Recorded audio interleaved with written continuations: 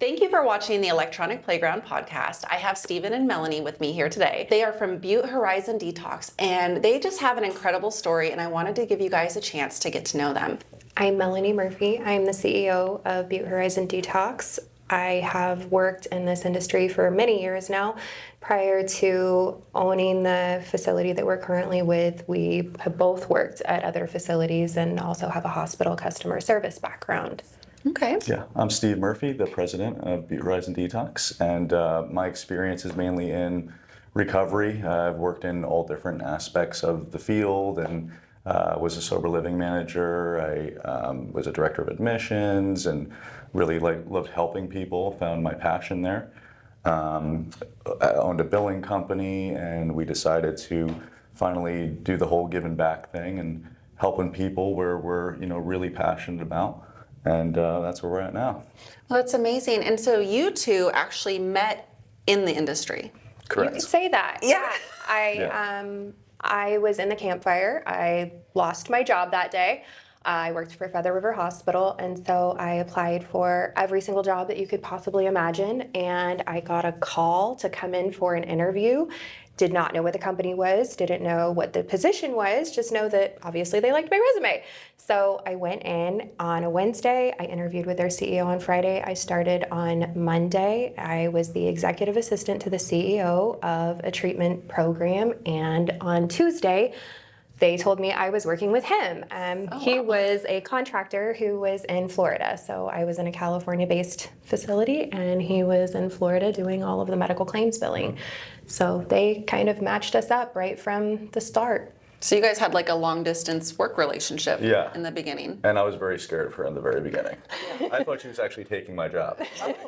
I finally have some work here, and then they're bringing in this girl that knows all this billing stuff. Like, oh no, I'm just some guy in Florida. And so, but no, it turned out totally different. We became really good friends, and He was my mentor. Yeah, we both helped each other out a lot and bonded really well. So we developed a relationship that way. I had no experience, and so he didn't know that he was teaching me how to do my job while he was terrified that I was there to do his. I was like, I can't even do my job. I think she knew. She could see through my stuff. There was a couple of little hints that maybe he wasn't sure about some of the things he was telling me. I was like, oh, okay, is that right? All right, I got you.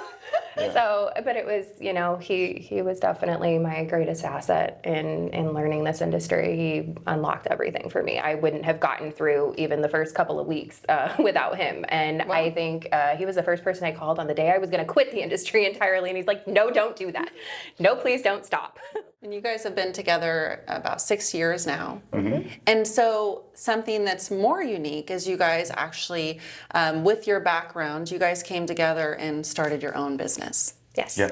And how has that been going as far as being in a relationship with the person you're running a business with? And on top of it, it's about recovery. So you're sharing space. Right from the beginning of our relationship, we've worked hand in hand in tandem. And I think there's days where our business relationship is better than our personal relationship. Yeah. I think it's the truth. In business, we're always on point with each other. We're always very, very parallel. And it's like you turn off the business persona and it's like, could you please pick up the dish? Yeah. Right? Right? Well, I think with business, it's like, it's very logical. It's like, 1 + 1 = 2. Yeah. And if you do this, this is the result. And in a relationship, it's like the emotion, that side of it can really take over. And then that's where pick up your dish. Business, we're dynamic. And that's really helped us to thrive. We're just unstoppable when it comes to how we relate to each other in the business space and in the moral space and the ethical space. Our vision is the same. We actually had the opportunity to open a treatment facility many years ago. We had investors pursue us. We had people, who wanted to go into business with us, and their visions didn't align with ours. We didn't want to sit in an investors meeting and talk about revenue and talk about how we were going to treat people. So we're fully self-funded. It's him and me and the house that we purchased and had to live in for a minimum period of time in order to convert it into a facility. And nobody gets to tell us how to treat our clients. So our very first client was a scholarship, which means that he came in, completely free of charge. because we want to help people. That's Right. it. That's our goal. We want to help people. It's hard enough to make the call. It's hard enough to make the commitment and come in the door, and we're fighting to save their lives. They're fighting to save their lives. So nobody should have to ask for help more than once. Right. It's just, that's how we operate. It's how we've always operated. Yeah. Now, is this a 9 to 5 for you? You No, get to no. clock out at 5, go home, watch a movie. I mean, this, working in this field, it's never that way, right? Right. It's always 24 hours, all the holidays, everything. But you're also, if somebody's getting sober on Christmas, you have an opportunity to help them get sober on Christmas. That's a great Christmas gift in my eyes, I right? love that. So the reward of helping people is, it's like, speaking of Christmas, like giving a present away, right? I like to give gifts. I want to see somebody open the gift. I don't want to Yeah. get the gift, right? Right. So that's kind of the joy that we get from doing this and helping people. The gift of recovery. I never thought of it like a gift. It is. It is. It's a gift. It's something you have to work out every single day. It's not easy to It's achieve. not easy. It's not easy. It's hard, but and it's 365. It's it's 2 o'clock, 3 o'clock, 4 o'clock. We ended up in a rental house. And I don't even want to tell you how close it is to the facility, but it is close. It's extremely close. And I shouldn't tell everybody because then they're going to know that we're right there and accessible. And I keep saying we're not going to tell everybody. And then we tell everybody then, yeah. anyway. Yeah. Because, Now you know. yeah, we're way too close. And we're there. We say we're not going to be there all the time. And we're there all the time. Mm-hmm. Why is that though? Because it's our baby, it's our everything. Yeah. This is what we're doing. We know the importance of it. We can't allow it to not be everything it needs to be for the people who are in our care. Yeah. We have an immense responsibility to them.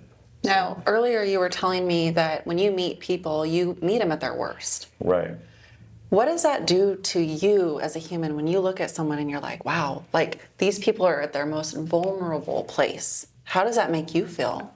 It gives you a sense of you have to take care of them. You have to love them when they can't love themselves. And for us, a lot of the time it feels like having a baby. It's like you see them start in one place and then you think about like the first year of a child's life.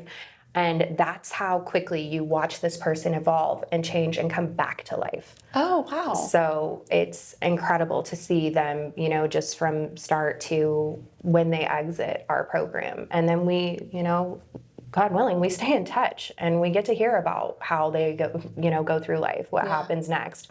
We hear about their wedding. We see, they send us pictures of their kids. They tell us about their, career opportunities. I had a client several years ago, and I actually just communicated with this individual yesterday, and they let me know that my first call with them, I told them, I can hear you have a helping heart. I know that this is a path that you should be on, trust. And I was convincing this person to fly across the country to come into treatment, which is not an easy feat. And they trusted me enough to do it. And they called me yesterday and they told me, I just got my job in treatment.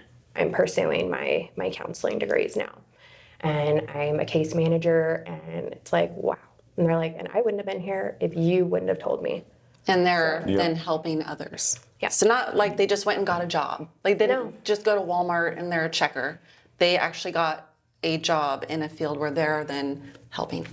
Yeah.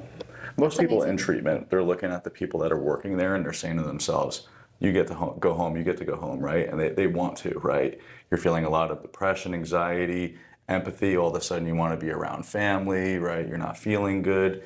And so the people at the facility are really the motivating factors to get you through, right? You're going to hit walls, and it's up to us to guide you through, to show you that wall is not bricks. It's a piece of paper with bricks drawn on it, and you just push right through it. Gotcha. And then it's, you do that again and again and again, and then you get to a year, and then you 2 years, and you have a girlfriend, you're getting married, you got a kid now, right? You're going to school for something or whatever, right? Your life changes completely. You just didn't know that when you came in, right? The problem is not using drugs or drinking. The problem is staying sober, right? Right. So, we're all good at drinking and drugging and, having fun. It's how to enjoy life without those things. So, we need to be the examples of the life that they can have. Right. So. And then you guys obviously set them up with a toolbox, right? Yeah. So they know things that they can do instead of those things, right? Mm-hmm. What are some things that you give advice to people who are maybe struggling, but they're not really ready to recover? I mean, we probably try to get them out of that mindset as much as we possibly can, because usually it's just excuses, right? So there's really no reason to stay in that using mentality, right? So we'll try to take their mind off of it and show them that this is a better life. And, like I was saying, like they just don't know what is in front of them, what it could be. They talk about this life beyond your wildest dreams. I went to rehab 7 times, and now I own a rehab, and that's a goal that I had. And the last time I went, something I wrote down, I want to own one of these one day and be able to help other people. And the helping other people aspect in life is just the best thing ever, right? It's the best feeling, and helping somebody else out and having them come back to you, 5 years later and being like, look at me now, when you knew how they looked, right? When they come in. I mean, I'm bald now, but when I went to treatment, I had hair down to here, not because I had long hair, it's because I couldn't afford a haircut because I put everything into drugs and all that. So, right. I didn't realize that this would happen, and I had to trust in the people that gave me the suggestions, told me what to do. And, sometimes it's got to be hard enough for somebody to take those suggestions, but for some stubborn, people like myself, you fall hard enough and you can get there. And where are the families in all of this? A huge part of it. They're all over the place. You've got some families who have already checked out. You've got families who are critically, chronically enabling. We hope that they have supportive, healthy families who will help to hold boundaries and who understand the disease that they're dealing with. Because it's really, really critical for the whole family to understand that it's like cancer. The whole family is sick because they're sick, and the whole family is experiencing the disease. The whole family is impacted by it.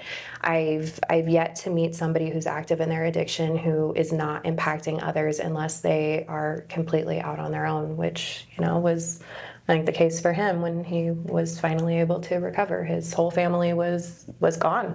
Which is the best thing that could have happened to me. I had nobody else I could manipulate, right, to try to get my way or to get some money and all that. And that's the thing is, addicts, alcoholics, they play on love, right? So they can use that to their advantage to get the things they want to feel better. Right. And a lot of times that is just going to put them in a deeper hole. So, like me personally, both my parents called me up, and I had 90 days sober, and they said, hey, look, we're proud of you. You're doing really good right now. But if you relapse again, do not call us. You gotta give us space, and you're basically not part of our family anymore. Wow. And I'm like, whoa, this is weird, because I'm doing good right now. And that's how serious it was. So when I unfortunately relapsed again and got worse, I couldn't call them, right? So I hit rock bottom and lost everything, all my money, all my contacts. I went down to Florida. All I had was an insurance card, actually. Wow. So no cell phone, nothing. And that was like the best thing that ever happened to me. I probably would have died if that didn't happen, right? Wow. So the enabling aspect is huge for families, but they just really love the person. Right, So they think that they're doing the right thing, and a lot of times they're not. They're actually hurting somebody. And so we're here to let them know, about those manipulations, right? Prep them ahead of time, right? On day 4, when you're itching to get out of here, this probably means that they should be here when they call you and say, I'm ready to go home. You're not ready to go home, right? At 4 days, you're not ready. Nobody's ready to go home. You did drugs. 4 days on your own, probably at some point, right? Yeah. That's not enough for your brain to change a little bit. Looking to remove pests from your home, office, or facility? Call Cal King Pest Control. Whether you're at home or working, you don't want intruders of any kind. Keep your spaces clear of unwelcome guests with Cal King Pest Control. As a family-owned business since 1998, we proudly serve Yuba City, Marysville, and surrounding counties with over 35 years of industry experience. And he has an amazing family. I gotta say that. I gotta come back around and say that. He's got an incredible family. He's got, you know, parents who still tell him, I love you at the end of every phone call. Like, that's amazing. That's incredibly rare. So he's got the best family, the best family support, the best dynamic. But that's what they had to do to save their son's life. And it's really challenging for us to tell a parent that. I've had parents who their children are on fentanyl, and I'm talking to them about anti-craving medications like naltrexone, things like that that are available. And this child goes back to this parent and says, well, I'm going to be at a higher risk for overdose if I take that medication. And my brain kind of exploded for a second, and I was like, and did you ask your child why they are preparing for their relapse as opposed to planning for their recovery? But parents that's very hard. don't understand how to switch into that mindset because they, in a lot of cases, have stayed sick and have enabled this behavior for so long. We've seen parents who are driving their children to go buy drugs. Wow. Yeah. Wow, that's mind-blowing to hear that. Oh, yeah. So you guys have seen a lot. I've been one of those people. Oh, Not by really? my parents, but somebody in my family. It was actually to get me to rehab. Some rehab said, hey, look, you got to get him here. So, you know, whatever he's got to get here, do it. And so it got me on the plane at least. Yeah. Probably not the right thing to do. But, you know, that's what I'm talking about the manipulation and all that stuff. It's, you know, they're just trying to help. Yeah. Right? Sometimes it could hurt. Yeah, and I mean, the fact that your parents gave you the tough love. I mean, like you're saying, when they're setting the boundaries, that's when the help can actually happen. Yep. If you're not setting the boundaries and you're still enabling. So if they were to like, yeah, call us every time, you know, then you wouldn't have had that experience, and you might not be here today with her. And so thank you to your parents. Yes. Yeah. Yes. Thanks, Mom and Dad. Thank you. But that's a great example, you know, of like, because I look at, you know, for myself, and I don't think we're ever meant to be in a situation where we're like having to decide, do we help our child get drugs or do we help our child get into recovery? That's not a life that we're meant to be in. No. But when we have a child and a child has a need, you want to fill the need, whether it be food, drink, shelter, whatever they need, you want to give it to them, and then they feel good, and you feel good as a parent because you gave them what they want. So I could see how psychologically you're trying to give your kid what they need, and when they don't get it, they're acting crazy, and you're like, how do I sue them? Or when they're violently sick. Violently sick. You know, they're going through detox, they're being admitted to the hospital, they're violently ill, and you think that your child is going to die. I couldn't imagine, and you know, I am blessed that I've never had to be in the position of worrying that my child's life was at imminent risk because of drug or alcohol use. But I couldn't imagine what those parents go through, and we get the calls, unfortunately, of the parents who are telling us that their kid didn't make it. And there's too many of them. It's really everywhere. And now that there's fentanyl. It's getting worse. Everything. 7-OH? It's a legal substance. You can go and you can buy this, and it's worse than opiates. And the withdrawal is more violent. And people are taking this because it's got the right chemical compounds to be legal. And that's just it. Every single time that we take something off of the streets, something comes right back into its place. And this is, I mean, what we're seeing now, this is violent. It's painful. It's excruciating. And it doesn't stop. So sobriety really is the only choice. Yeah. So, I mean, from what you guys are telling me, it sounds like when people come to you, you are the light at the end of the tunnel for them. We hope. We're the light at the beginning, right? We want to show them what that light is. We want to make them as comfortable as possible. We also do something, which I don't know if you've heard of. It's called vibroacoustic therapy. So basically, it's like a massage table that has subwoofers in it, so it vibrates, right? And it affects you on a cellular level. So you basically get into meditation without having to do like all the deep breathing and all that stuff that nobody really wants to do. And so the reason why we use that is because it's not really the drugs or the alcohol that's getting you drunk or high. It's what is released in your body. So you have like a Buddhist monk that's sitting, you know, Indian style all day, 24 hours, and they're like, what are you doing? But they're feeling probably amazing. Yeah. Because they know how to unlock things in their mind, right? Their endorphins, their serotonin, their dopamine naturally, right? So there is a way to replace getting high in a way of instant gratification through drugs or alcohol. There's a way to do that through meditation, and we want to show people how you could self-regulate like that. And you know what? If you learn how to do it good enough and you're patient enough with it, you can feel awesome all the time and not have the repercussions of, drinking and drugging and losing all your money and having family problems and all that stuff. So we're really excited that we have that there to show people a different way. Yeah. What's the future hold for Butte Horizon? There is so many plans in the making. I think for us right now, we started out small as a 6-bed detox. It's the highest level of care. It's the medically necessary level of care. It's the most dangerous level of care. It's the critical starting point, but that's not where it stops. Not even close. We want to do the best service right from where we are now. So we've put in the right people. Our medical director is double board certified in addiction medicine and psychiatry. He's a Stanford graduate. Yeah, he's second to none.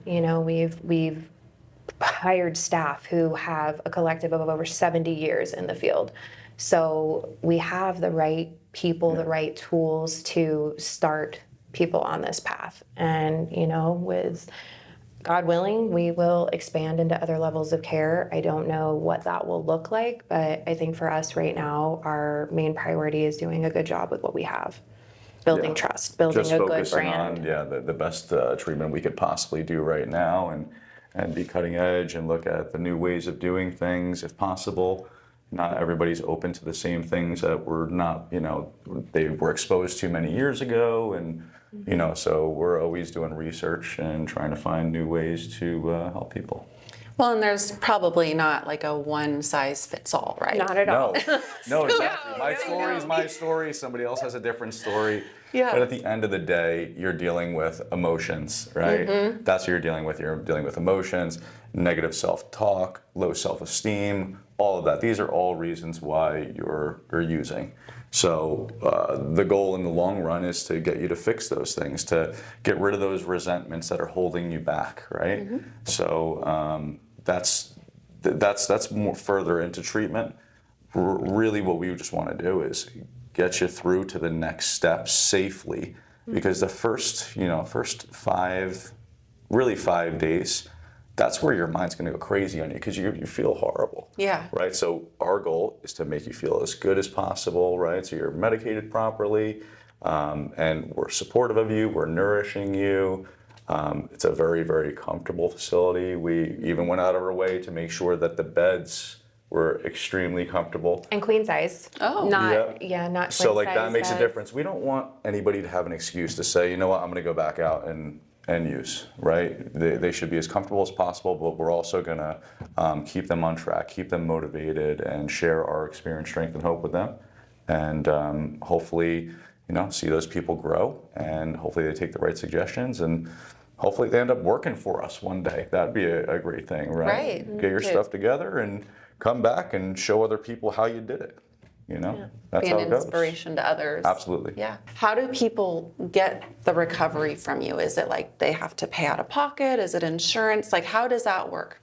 So we will take cash pay. We can work with most commercial insurances. Right now, we're not contracted to accept Medi-Cal or Medicare, unfortunately, but that is something that you could see in the future. And then there will be scholarships, God beds, available throughout the year. Okay. And then you guys treat any type of substance abuse? Correct. Yes. Yeah, it's all substance, which Okay. is primary. And then, secondary to any substances, like I was saying before, depression, anxiety, PTSD. We'd love to help veterans too. That's a big one. We'd love to give back to veterans for, doing what they do for us. So. First responders. Yep. You did mention something too about building up confidence. How important is confidence when it comes to recovery? Like personal confidence, like they have to feel good about who they are as a person, right? Yeah.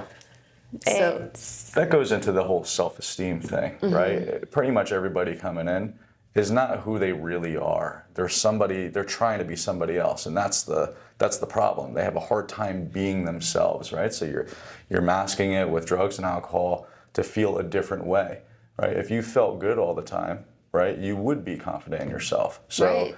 you wouldn't need to be using drugs or alcohol at that point. So with the staff there, we expect them to be confident and to, motivate our clients to want to be like that and to have that confidence rub off on them to say, I want to be like that one day. I want to look at myself in the mirror and say, I'm a good guy, because I know nobody that's coming in is saying, I'm a great person and I love myself, and that doesn't happen, right? You're at a really, really low point, so. do you build up your staff on a regular basis and try to make sure that they're hearing the same things that you want your Of recovery? course. Yeah. We're definitely Yeah. teaching a culture. We have a vision, as I said before, that's why we didn't take on investors. We didn't want anybody to tell us how to recognize our vision and how to treat the people in our care. And for us, loving them when they can't love themselves and building them back up, encouraging them to continue on with their treatment. The greatest compliment that they're going to give us is continuing their recovery and continuing their care and giving us those updates that, hey, I've got 30 days, I've got 60 days, I've got 90 days, I've got my year. That's what we want. That's like my new addiction, right? Oh. Is having that happen, right? Yeah. Or knowing that if I'm speaking to somebody and you could see if it's doing something to somebody, that is an addicting feeling. That's it just makes you know that, hey, where I was to where I am at now, all that time in between actually made a difference to me helping somebody now, and it's just an awesome feeling. So I don't think I've ever been more passionate about anything in my life, and very grateful for that. Very lucky. We're living in our purpose. Yeah. Well, I can see that. And I mean, if no one else is going to say it, and I'm sure everyone would say this, thank you guys for being a part of our community and loving people when they are at their worst, because that's when they need it the most. They've already, like you said, maybe they've already been checked out, like their family's already checked out on them, and you guys are there. Yeah. And there's no blood in it for you. Nope. You're just doing it because it came from your heart. This is something that's intrinsically inside of you to give back to our community and to the people that need it. So Yeah. Before we say goodbye, is there anything else you guys would like to say? We are available. People can reach out to us. We do not understand healthy boundaries when it comes to our clients. We recognize that them picking up the phone and making the call is more important than pretty much anything we have going on in our life at that moment. That call could be their last call, so we're going to take it and answer it every single time. You can reach us at 530-755-6990.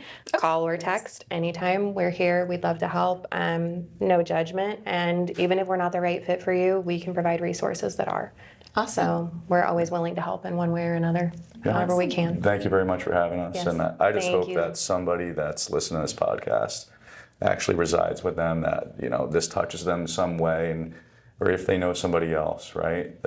Give us a call. We're just one phone call away. It doesn't mean you have to come and admit to us. You could talk to us. We're available. We're the ones that are going to be answering the phone. So if you want to talk to us, give us a call. Awesome. All right. Thank you guys. Thank you.